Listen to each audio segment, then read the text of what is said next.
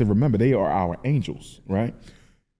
And he said the success of your school is largely contingent on the ancestors. They're going to decide when it opens up, right? So because I believe I was born to do what I'm doing, I mean, look,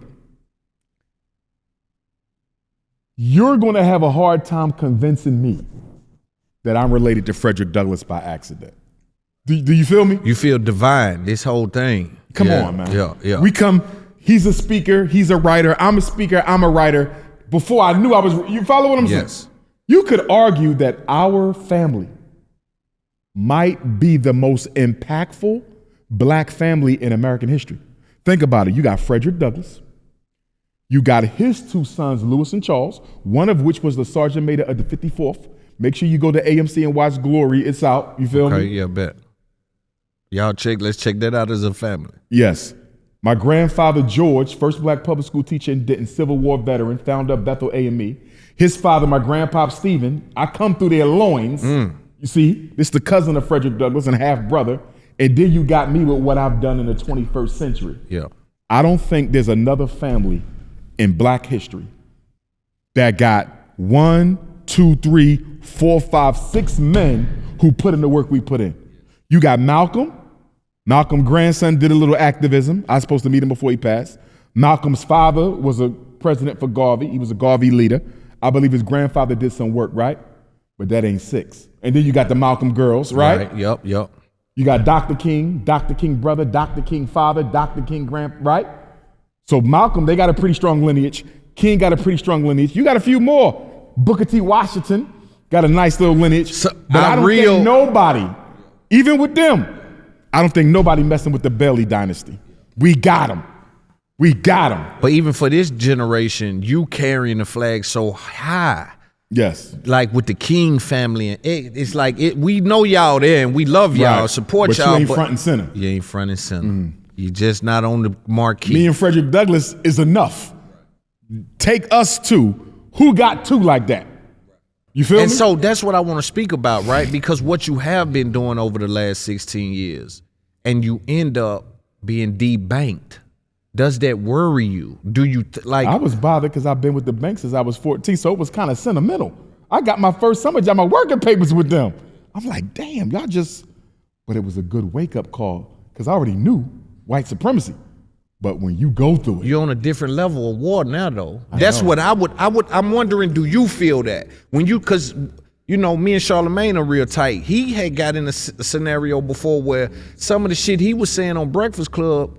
They started to remove the insurance of his family and his, they started to do certain shit when he first got into politics. People don't know this, but they literally started to target Charlemagne in a way where it's like, shut the fuck up about that. Right? I'm asking you, when you are debanked out of thin air, does that worry you?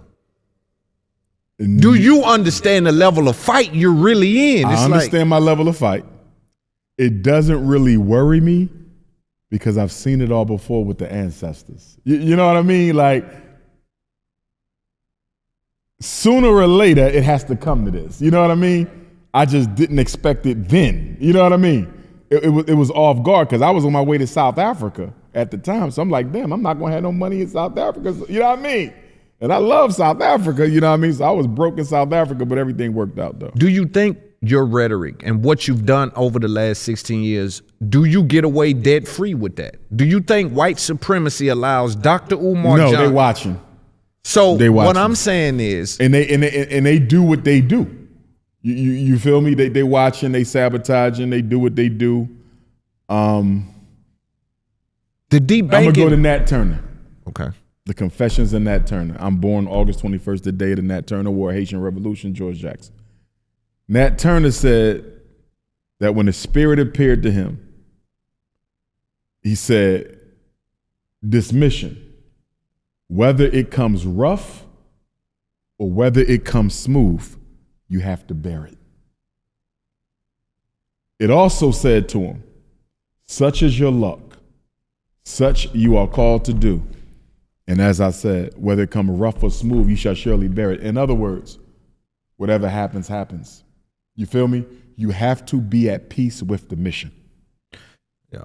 Let me ask you this. When you did have that scenario, because we're going to move to the school after this, but when you had that, did you notice that it was extremely loud? Like people were like I even heard Joe Budden, who came out and was like, yo, hold on.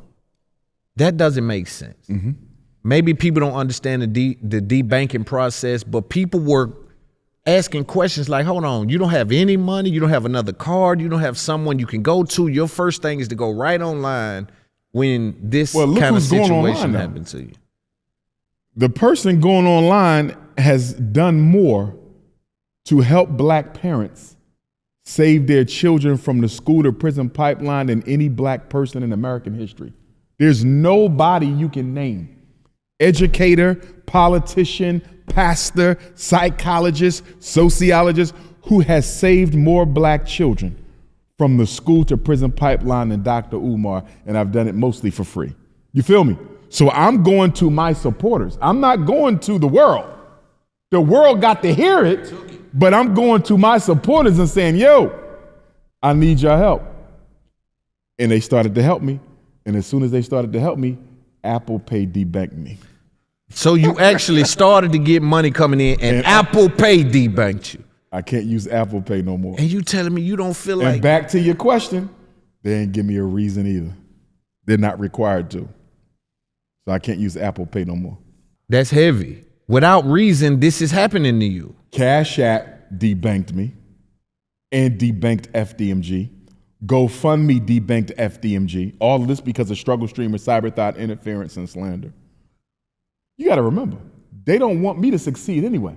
So if your people come to us saying, shut him down, we clear. Exactly. We'll go ahead. Free and clear. Yeah. The niggas say. Yeah. That's why I'm wondering. And that's the sad part about it. That's so sad. They don't stop. Yeah. It's sad, man. Well, they don't stop because. But it ain't. But you know who I'm more mad at? I'm more mad at my supporters in Black America than I am at the struggle streamers and cyber thoughts and conscious jealous personalities, because I shouldn't have to fight them. I do too much for us to have to worry about them. Yes. They heads, not literally, but figuratively, their heads should already be cut off. They should have already been approached. His name don't come out your mouth again, or its consequences.